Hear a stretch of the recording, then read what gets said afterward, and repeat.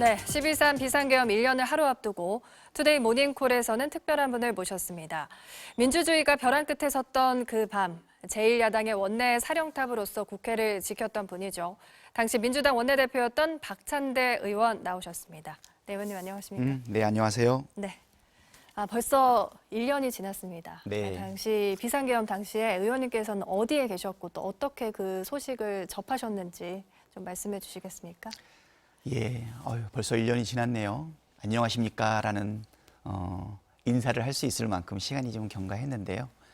그 당시에 정기국회가 12월 10일까지 있었고 11월 말에 예산안이 감액으로 막 통과된 시점이었기 때문에 남아있는 정기국회의 예산 협상과 관련된 내용들을 좀 정리하기 위해서 국회 주변에 있었습니다.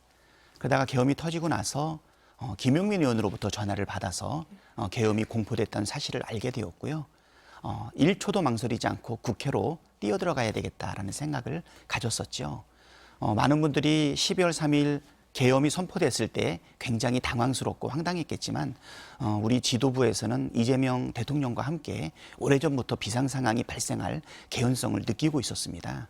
만약에 계엄이 터진다라고 하면 신속하게 계엄을 해제해야 된다. 그러기 위해서는 국회로 모여야 된다.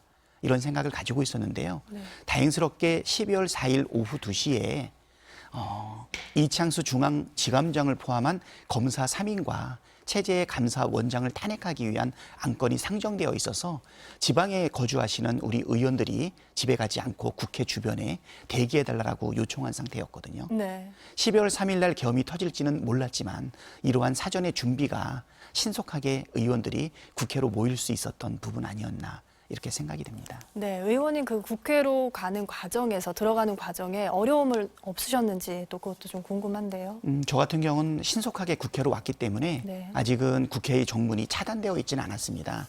이미 경찰들이 와서 좀 소란한 상황이지만 대문은 아직 통제되지 않고 있었지만 마음속에 체포될 가능성이 상당히 높다. 특히 이재명 당대표와 국회의장 그리고 박찬대는 아무래도 계엄 해제를 위한 시도를 막기 위해서 체포하지 않겠나 이런 생각이 들어서 사실 통제되지 않았음에도 불구하고 밤부터 넘었는데 우리 세 사람의 행동은 동일했던 것 같아요. 네. 계엄이 터졌다는 얘기를 듣고 이재명 당대표와 바로 통화를 했거든요. 무사히 집에서 나오셨는지 국회로는 오고 있는지 그리고 나서 국회의원들을 제가 바로 소집을 하고 그리고 각자가 다 담을 넘어서 국회에서 만나지 않았나 이렇게 생각이 되는데요. 저 같은 경우에는 한 10개 정도 되는 국회의 대문 중에서 2문과 3문 사이에 국회 경비대가 있는 담, 등잔 밑이 어둡지 않겠냐라는 생각으로 네. 경비를 피해서 담을 넘었던 기억이 있습니다. 네, 비상계엄 당시에 이제 계엄군이 국회에 진입을 했는데 네. 당시 원내대표로서 어떤 마음이 드셨는지도 좀 궁금합니다. 사실은 이러한 상황이 올 수 있다는 것을 마음에 두기는 했지만 실제로 계엄군이 국회로 진입하고 있다는 정보를 들었을 때 우리가 할 수 있는 일은 빠른 시간 내에 계엄군들이 국회를 침탈해서 우리들을 끌어내기 전에 먼저 우리가 신속하게 계엄을 해제해야 된다. 이 생각밖에 없었기 때문에 최대한 의원들을 독려해서 과반수를 넘겨야 되겠다. 이런 생각을 가졌고요. 그때 여당이었던 국민의힘에서도 18명의 의원이 이미 들어와 있었지만 그들의 결정에 대해서 어떤 가능성도 우리가 확신할 수 없었기 때문에 야당 의원만으로 150명이 넘을 때까지 기다렸었습니다. 신속하게 점검하고 그래서 12시 30분쯤 계엄이 선포되고 한 2시간쯤 경과했을 때 야당 의원만으로 150명이 넘었고요. 네. 그 즉시 우리는 개의를 통해서 신속한 계엄 해제를 국회의장께 요구를 했죠.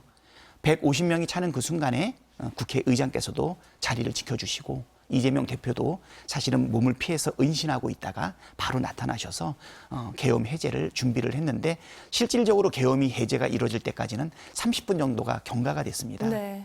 계엄이 터졌던 순간보다도 150명의 국회의원이 모였던 그 순간보다도 그 순간부터 계엄 해제 의결이 될 때까지의 30분이 가장 초조하고 절박하지 않았나 그런 생각이 듭니다. 네, 이 내용과 관련해서 비상계엄 해제 표결 방해 의혹을 받고 있는 추경호 전 국민의힘 원내대표가 오늘 구속 심사를 받습니다. 네. 당시에는 그 추 의원과 좀 소통을 하셨는지도 궁금한데요. 그렇죠. 저하고 원내 협상의 상대 파트너였기 때문에 늘상 일상적인 소통은 있었는데 그날만큼은 전화를 받지를 않더라고요. 제가 한 11시경에 국회에서 본회의장에서 12시 반까지 1시간 반을 기다리는 동안 추경호 원내대표한테 여러 차례 통화를 시도를 했는데 한 번도 받지는 않았고요. 네. 실질적으로 우리 본회의장에 들어가기 바로 전에 대기실에서 국힘당의 18명 의원들 중에서 국힘당의 당직자가 추경호 원내대표한테 전화하고 따지고 항의하는 소리를 들었는데요. 아마 추경호 원내대표는 국회의장이나 아마 국힘당의 당직자들하고는 어느 정도 전화 통화를 하고 소통했던 것 같은데 제 전화는 일체 받지 않았던 것 같습니다. 이 추경호 전 원내대표가 비상계엄 해제 요구안 표결에 정말 방해를 했다고 생각을 하시는지요? 네, 국민들의 생각과 동일합니다. 아마 충분한 그런 개연성은 가지고 있다. 그 부분이 실질적으로 검토되지 않겠는가. 계엄이 선포되기 전후로 해서 여러 차례 주요 인사들하고 통화를 나누지 않았습니까? 그리고 국힘당의 의원들 한 50여 명이 당사에 몰려있는 그 상황까지도 여러 차례 의총 장소를 바꾸는 등 실질적으로 국힘당의 의원들이 국회 본회의장에 오는 부분에 대해서 협조적이지 않았고 방해한 개연성을 충분히 가지고 있었기 때문에 이런 부분을 가지고 영장 실질 심사가 이루어지지 않을까 생각이 되는데요. 아마 국민의 시각으로 보게 될 때는 오늘 구속영장이 발부되지 않을까 이렇게 생각하고 있습니다. 네, 계엄이 해제된 이후에 1년 동안 여러 위기의 순간들이 있었을 거라고 생각을 합니다. 가장 좀 심각한 순간을 뽑았다면 어떤 순간이었을까요? 사실은 12월 3일 밤 10시 27분에 계엄이 선포되고 난 이후부터 계엄 해제의 순간, 그리고 윤석열의 체포 순간, 탈옥 순간, 서부지법 폭동 순간, 굉장히 많은 일들이 있었는데 네. 실제로 아주 지속적으로 위기감을 더 많이 발생시켰던 것은 12월 7일과 12월 14일 날 두 번에 걸쳐서 탄핵안이 상정돼서 마침내 12월 14일 날 윤석열이 탄핵되지 않았습니까?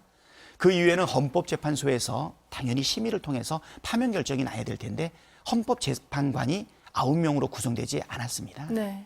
그래서 국회목, 추천목 3명에 대해서 그 당시에 대통령 권한대행이었던 한덕수 국무총리가 이것을 하지 않아서 그 시점에 한덕수를 탄핵하는 그 의사결정이 상당히 어려움이 좀 있었고요. 네. 대통령 탄핵에 이어서 국무총리 탄핵까지 이어지는 것에 대한 사실 반대 의견도 많이 있었지만 지금 생각을 해보면 한덕수를 탄핵하고 그 이후에 최상목 권한대행을 다시 세워졌을 때 그때 3명이 아니라 2명 세워서 결국은 궁극적으로 8대0 파면 결정을 내리게 되었는데요.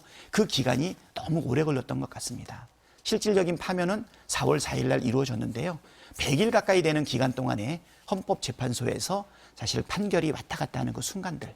원래 9대0으로 당연히 파면돼야 될 헌법재판소의 판결이 마은혁 재판관을 임명하지 않음으로 인해서 8대0으로 다시 7대1로 그리고 5대3으로 밀려가는 그 긴박한 그 상황을 지켜내면서 국민과 견뎌냈던 것이 가장 어렵지 않았나 이 생각이 드는데 결국은 4월 4일 헌법재판소 8대0의 파면 판결로 내란은 1차례 수습은 했지만 아직 내란 종식을 위한 국민의 노력과 정치권의 노력은 계속 진행되고 있다 이렇게 생각합니다. 네, 우리가 다시는 이런 일을 겪지 않으려면 사회적으로 어떤 조치가 좀 필요하다고 보시는지요? 저는 45년 만에 발생했던 이런 불법 계엄이 다시금 발생하지 않기 위해서는 원인과 처벌이 단호하게 이루어져야 된다 이렇게 생각이 됩니다. 5.18 때 내란을 일으켰었던 전두환 일당에 대한 사실은 사명과 관대한 처분이 그 이후의 범죄에 대한 용기를 주었던 것이 아닌가 이렇게 생각이 되고요. 아직도 내란이 종식되지 않았다라고 하는 것은 사실 내란을 일으켰던 대통령을 보유했던 국힘당이 아직도 그 부분에 대해서 내란의 강을 넘어서지 못하고 있습니다. 1년이 되어가고 있는 지금 시점에 몇몇 소수의 의원들이 그거에 대해서 반성하고 사과의 의사를 표현하고 있지만 장동혁 대표를 비롯해서 아직도 국민들이 나뉘어서 싸우고 있거든요. 저는 단호한 처벌 그리고 사면 없는 관용 없는 이러한 뒤처리가 미래의 범죄를 막을 수 있다 이렇게 생각이 되고요. 다시는 이런 일이 벌어지지 않도록 우리 사회가 민주적 질서를 분명하게 채워나가야겠다 생각합니다. 네, 더 드리고 싶은 질문이 많은데 시간 관계상 오늘 여기까지 듣도록 하겠습니다. 네, 고맙습니다. 네.